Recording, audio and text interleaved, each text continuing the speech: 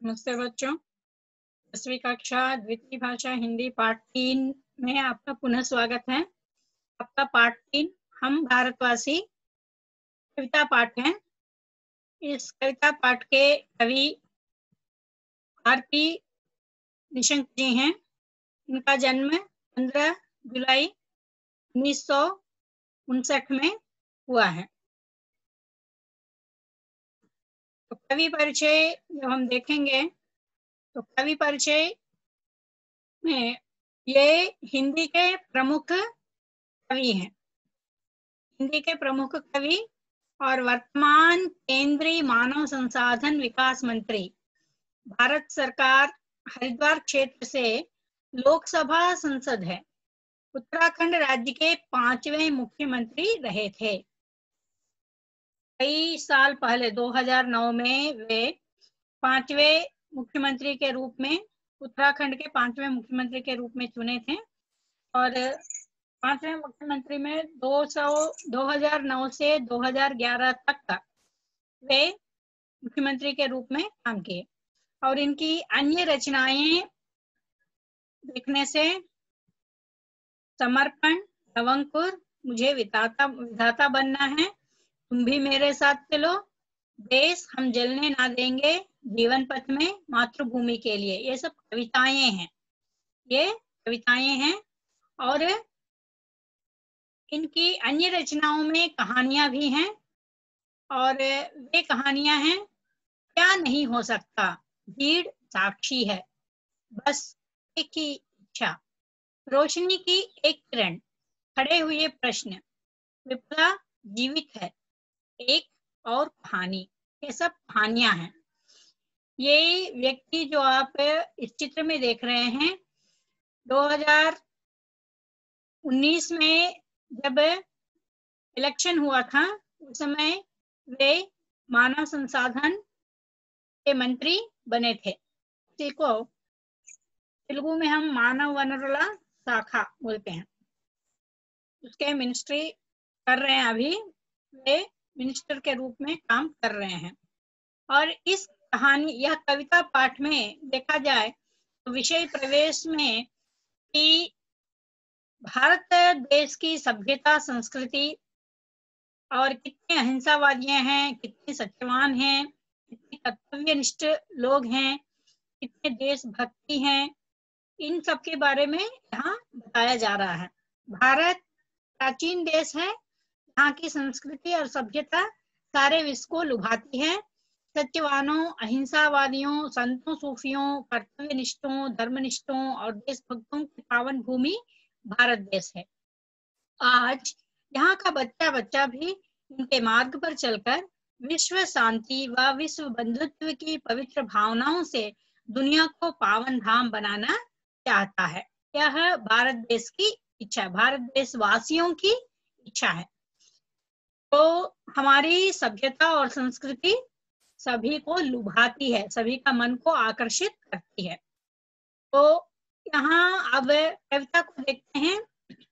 पहला कविता हमें थोड़ा रागयुक्त गाना है, तो आप थोड़ा सा अपनी अनुमति दे दीजिएगा और एक बार रागयुक्त इसे आप ध्यान से सुनिए।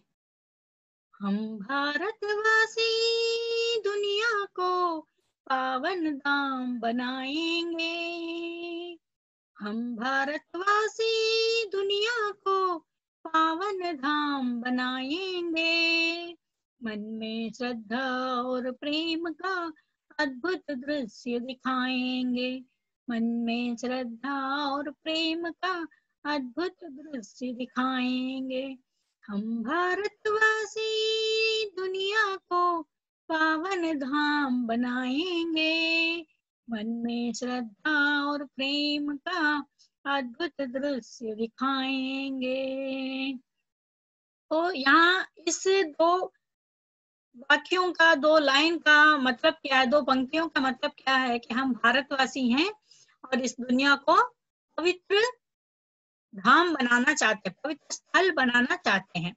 कैसे मन में श्रद्धा और प्रेम, इन दो चीजों को अपने मन में रखकर यहाँ हम इस भारत देश में अद्भुत इन दोनों के साथ, इन दोनों भावनाओं के साथ अपना देश में अद्भुत दृश्य दिखाना चाहते हैं। तो इन दो पंक्तियों का अर्थ यही है कि भारतवासी पूरे दुनिया को पावन धाम, पावन स्थल बनाना चाहते हैं। अभी कैसा श्रद्धा और प्रेम, इन दो भावनाओं के साथ, मन में इन दो भावनाओं को रखकर पूरे देश में अद्भुत दृश्य दिखाना चाहते हैं।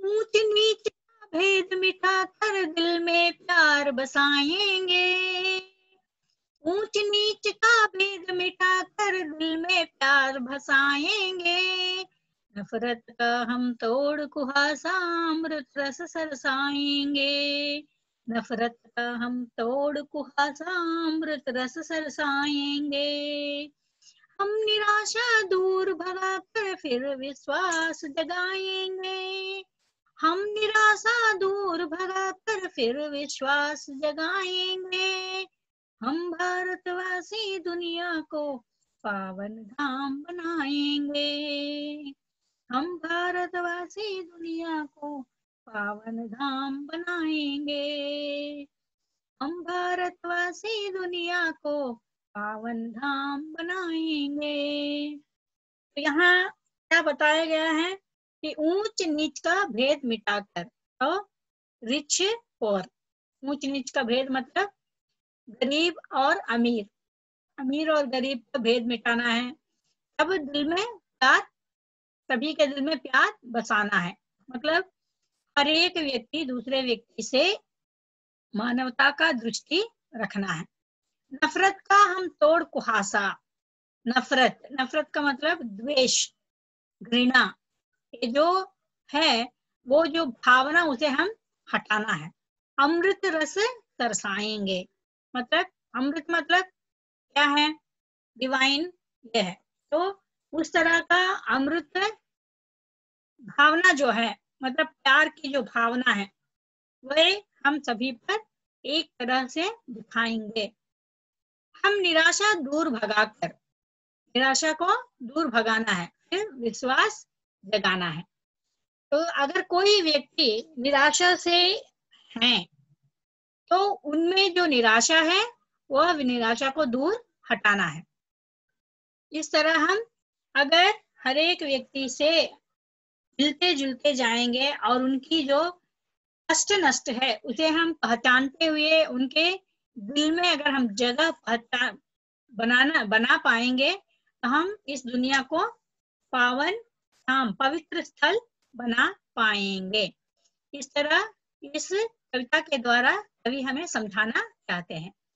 तो फिर से एक बार, हम भारतवासी दुनिया को पावन धाम बनाएंगे, मन में श्रद्धा और प्रेम का अद्भुत दृश्य दिखाएंगे, ऊंच नीच का भेद मिटा कर दिल में प्यार बसाएंगे, नफरत का हम तोड़ कुहासा अमृत रस सरसाएंगे, हम निराशा दूर भगाकर फिर विश्वास जगाएंगे, हम भारतवासी दुनिया को पावन धाम बनाएंगे। तो इसका अर्थ यही है कि हमारे मन में श्रद्धा और प्रेम का भावना होना चाहिए और हर एक में से नफरत का जो भावना है उसे हटाना चाहिए और उन पर प्यार दिखाना चाहिए और उनमें जो निराशा है उसे हटाकर उनमें विश्वास, अपने आप पर विश्वास उनको जगाना चाहिए ताकि वे अपना काम आसानी से कर पाए। तो अब भाषा की बात में देखते हैं पर्यायवाची शब्द। दुनिया का अर्थ संसार, जग, विश्व, जगत, लोक, जगति, भव, भुवन। अमृत का अर्थ है सुधा, अमी, पीयूष, सोम, अमी, जीवनोदक। पावन का अर्थ है पवित्र, स्वच्छ, पुनीत, पाक, साफ, शुद्ध। प्राचीन का अर्थ है पुराना, पुरातन, आदिम। धरती, भू, भूमि, पृथ्वी, आवनी, उर्वी, वसुंधरा, धरा, धरणी, धरित्री, विपुला, जगती, पुहिम, रसा, मही, वसुमती, मेदिनी, क्षमा, वहरी, धात्री, अचला, क्षिति, अनंता, शोणी, तृणधरी, रत्नगर्भा। तो कितने सारे नाम है इतने, देखिए। राह, रास्ता, मार्ग, बाट, पथ। दिल, चित्त, मन, जी, हृदय। दीप, दीपक, दिया, चिराग। बगिया, छोटा, बाग, बगीचा, फुलवारी, पुष्प वाटिका, उद्यान, उपवन, बगीचा। प्रेम, प्रीति, प्यार, स्नेह, अनुराग। अमृत, सुधा, पीयूष, अमृत, सोम, सुरभोग, जीवनोदक, अमी, मधु, दिव्य, दिव्य पदार्थ। तो वहां पर दिया हुआ अमृत में और थोड़ा कम है, सुरभोग यहाँ पर ऐड किया गया है, मधु ऐड किया गया है, दिव्य पदार्थ में ऐड किया गया है। और कुहासा का अर्थ है धुंध, कोहरा, निहार, कोहरा। और नफरत, घृणा, घिन, द्वेष। श्रद्धा, भक्ति, आस्था, लगन। ये पर्यायवाची शब्द हैं।